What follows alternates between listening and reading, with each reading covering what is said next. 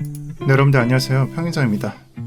오늘 영상을 시작하기 앞서서 먼저 말씀드릴 게 있습니다. 공지 드리고 갈게요. 제가 장례식장이 있어서 아직 일정은 안 나왔지만 토요일, 일요일, 월요일 또는 일요일, 월요일, 화요일 영상 촬영을 못할 것 같습니다. 그래서 이 일정을 제가 참여를 못하니까 월요일날 촬영을 못하거나 아니면 월요일이나 화요일 촬영을 못하니까 크게 어디로 갔네 그런 생각하지 마시고 최대한 수요일쯤에 돌아오도록 하겠습니다. 그래서 시청자분들은 화요일이나 수요일에 평일장이 돌아온다 라고 생각을 해주시고 촬영 시작하도록 하겠습니다. 자, 현재장 여러분들 아마 보고 계신 게 지금 거래대금 2조가량 몰려있는 리플일 거예요. 리플이 승소 한 해 그런 이벤트가 발생을 했을 때 이게 이전처럼 1,000원대나 아니면 2,000원대 간다라는 생각을 하면서 5,000원대는 아닌 것 같고 승소하면 그렇게 간다라고 생각을 하겠죠. 네, 제가 일전에 말씀드렸던 대로 저는 리플이 좀 좋은 차트를 띄고 있더라도 현재는 보고 있지 않습니다. 이에 따라서 나는 알트코인 매매를 한다 싶으신 분들은 사실 재미가 없을 수도 있어요. 제가 영상에서 언급을 안 해서. 네, 따로 이 부분에 대해서 좀 생각을 하고 있는 거는 다음과 같아요. 리플이 SEC에 관해서 법적으로 좀 고소를 당한 다음에 현재 사건이 해결되는 만에 한 실정이잖아요. 결과는 알 수는 없겠지만 만약에 잘 풀린다면 제 생각은 리플을 보는 게 아니라 이더리움을 봐야 되지 않을까 생각을 합니다. 이거는 굳이 제가 설명을 드리지 않아도 이더리움의 POS로 전환하면서 각종 악재로 인해서 많이 내려갔죠. 그 악재 중에 정말 핵심적인 것은 하드포크로 인해서 물량이 풀렸다든지 스냅샷 이후에 물량이 풀렸다든지 그런 이슈들도 있겠지만 주로 SEC 관련해서 그런 내용이 있었죠. 자, 그렇다면은 SEC에서 규제를 한다고 해서 하락분을 이렇게 반영을 한 것인데 선례가 되는 것이 리플이었고 리플이 잘 풀렸어 하면은 우리가 이더리움은 어떻게 볼 것인가에 대한 과제가 남는 것이고요.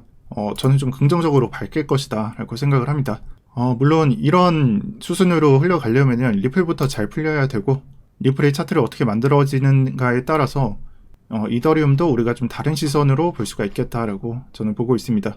저는 지금 현재 이더리움에 관한 비중을 정말 소량의 비중만 들고 있습니다. 비트코인만 거의 들고 있다시피 한데 이번 장 결과를 보고 나서 대충 사이즈를 보니까 이번 연도 안 넘겨서 흐름이 나올 것 같더라고요. 그래서 리플에 좀 관심이 있고 좀 유심히 보고 있으신 분들은 이더리움도 한번 같이 보시길 바랍니다. 절대 단기적인 장이 아니라고 저는 말씀드리고 싶어요. 자, 그리고 비트코인으로 넘어오도록 하겠습니다. 굉장히 반복되고 있는 것은 가격과 RSI가 리버싱이 된다. 즉 상승 다이버전스가 걸려서 상승 가능성을 보일 것이다 라고 볼 수가 있는 그런 지표인데 또 그런 기술적인 분석인데 신뢰성이 낮다라고 저는 생각을 하고 있다는 점 여러분들께서 참고를 해주시는 게 좋겠고요. 또 RSI를 넘어서 스토캐스틱상으로도 말씀드리고 싶은 거는 제가 사실 스토캐스틱을 보면서 이게 이런 식으로 나와 있어서 지금 예를 들어서 이런 식으로 좀 나와 있었어요. 근데 종가는 형성이 안 되어 있는 걸 보고 정말 크게 말아올리지 않는다면은 데드크로스 이후에 고점이 형성된 거구나 라고 간주를 했었습니다. 근데 종가를 이런 식으로 만들어주고 스토캐스틱상으로 데드크로스가 안 나왔어요. 그래서 정보를 좀 잘못 알려드렸다라고 말씀을 드리고 싶고 이에 더해서 좀 말씀드리고 싶은 거는 크게 변한 건 없다라고 저는 말씀드리고 싶어요. 추후에는 이런 식으로 데드크로스가 만들어지겠지만 제가 봤을 때는 이 위험도가 그리 높은 곳에 형성될 것 같지는 않습니다. 그래서 여러분들께서 구분을 하실 때 높낮이가 높은 구역에서 고점 찍고 내려오는 것만 주의를 하시면 되는 거고요. 저는 그래도 중간인 50 부근에서 그 아래에서 좀 형성하고 내려갈 것 같다라고 생각을 합니다. 만약 그렇게 된다면은 약세에 빠지는 거니까 유의를 하시면서 보시면 되는 거고요. 이 약세에 빠졌을 때 주의를 하셔야 되는 것은 17.6K에 도달을 했을 때 방어가 힘들 수 있다는 것을 좀 생각을 해주시길 바랍니다. 이번 장은 정말 만만하지 않은 장이다라고 강조를 드리고 있는 거고 저점 테스트할 때는 여러분들께서 충분히 유의를 하시겠지만 그보다 위에 있는 지금 구역에서부터 저는 유의를 하는 게 맞다라고 생각을 합니다. 그래서 지금 수순은 약세로 갈 확률이 높다. 주로 이런 그림에서는 크게 올라가는 게 아니기 때문에 저는 약세라고 좀 시나리오적으로 접근을 하고 있다는 점만 말씀드릴게요. 이러한 패러다임이라고 해야 될까요? 저가를 주의해야 되는 패러다임. 이러한 패러다임은 나스닥하고 똑같이 볼 수가 있다라고 말씀드릴게요. 자, 이 나스닥의 경우에는 6월 저가에 해당하고요. 지금 그냥 수순이 하락세를 그냥 계속 받고 있어서 저가 그냥 좀만 내려주면은 나스닥으로 치면 꽤나 큰 하락인데 한 번만 내려가면은 저가 만나러 갈 수도 있습니다. 물론 나스닥은 이런 식으로 저가를 깨면서 반등이 간간히 나오기는 하는데 이렇게 저가를 깨고 반등이 나오기는 하는데 문제는 그거예요. 나스닥이 과연 저가를 깰 때 비트코인이 방어를 할 수 있을까? 이거를 한번 생각을 해보세요. 제가 봤을 때는 이 시간에 보시면은 24, 2시에서 넘어가는 게 26일 06시잖아요. 당연히 월요일 오전 6시인 걸 알 수가 있고 적어도 지금 이런 흐름 뭐 리플이나 아니면 아토큰 크로노스, 크립토닷컴 코인인 것 같은데 약간 잡코인 장세나 정말 이상한 스캠 장세는 26일 오전 6시까지는 지속될 거라고 생각을 하고 근데 다음 주에 이 선을 만약 깨게 된다면은 비트코인 저가 지키기 힘들 수도 있다라고 저는 보고 있어요. 제가 보고 있는 약세 그림이 맞다면은 주의를 해야 되지 않나라고 다시 한번 강조를 드릴게요. 자, 그리고 제가 좀 약간 안 좋은 내용만 말씀을 드렸고 되게 주의해라, 조심해라 라는 말씀을 드렸는데 이 내용을 지나서 우리가 좀 상승세를 나타낼 수 있는 장은 어디인가?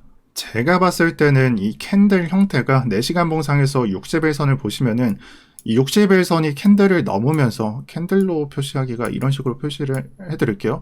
그래서 캔들 형태로 이런 식으로 나오면서 5일선이 그냥 캔들을 따라가게 되어 있으니까 이 5일선이 60일선 위로 올라타면서 단기적인 상승을 만들어줄 수 있는지 체크를 하는 게 좋고요. 저는 제가 봤을 때는 이 60일선이 내려왔을 때 아무래도 26일자에는 그런 장이 형성될 수 있지 않나라고 생각을 합니다. 근데 이 분석이 사실 제가 좀 전에 드린 해석하고는 조금 거리가 멀어요.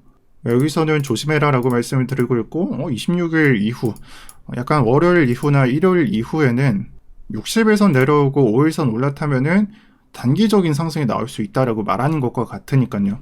네, 제가 봤을 때는 이런 부분은 좀 수행적이고 중장기적인 관점과 단타나 좀 짧은 관점의 차이다라고 말씀을 드리고 싶어요. 이게 지금 당장 올라간다라고 해서 뭐 스토캐스틱으로 좋은 관점이 형성이 되거나 RSI로 뭐 좋은 관점이 만들어지는 건 없어서 그냥 이 부분은 좀 단기적으로 보는 관점에 해당한다라고 말씀을 드릴게요. 지금 초단기적으로 상승이 나올 때 가장 중요한 것은 비트코인이 60일선 밑에서 노는 게 아니라 위에서 노는 그런 환경이 만들어질 수 있는지입니다.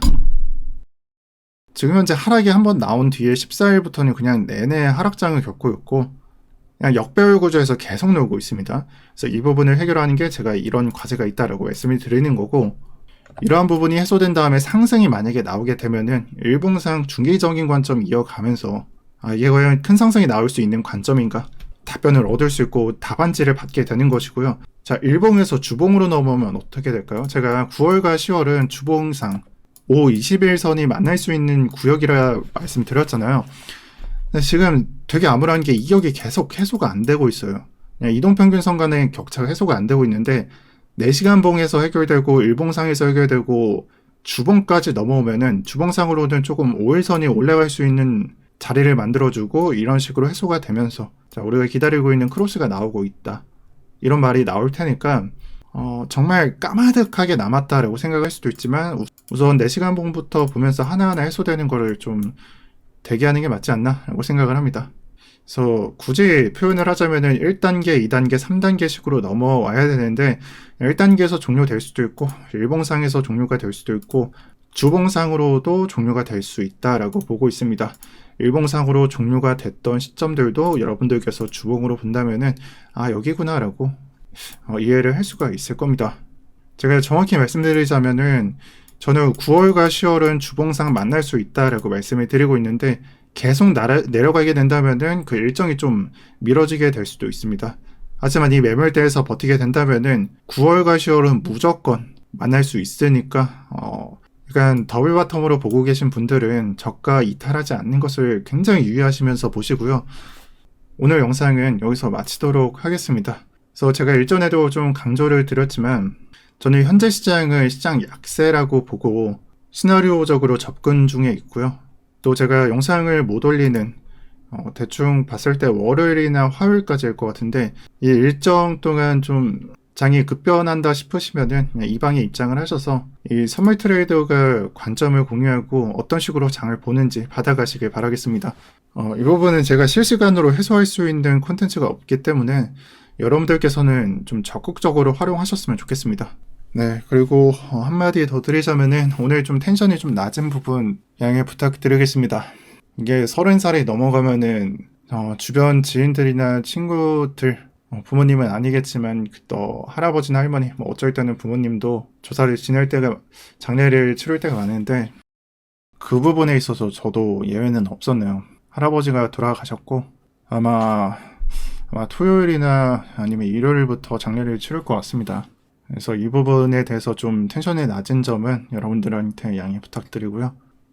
저는 돌아오는 화요일이나 수요일에 뵙도록 하겠습니다. 다들 안전하게 매매 잘하고 계시고 돌아올 때는 웃는 얼굴로 뵙도록 하겠습니다. 네, 시청 감사드리고요. 오늘도 편경장이었습니다.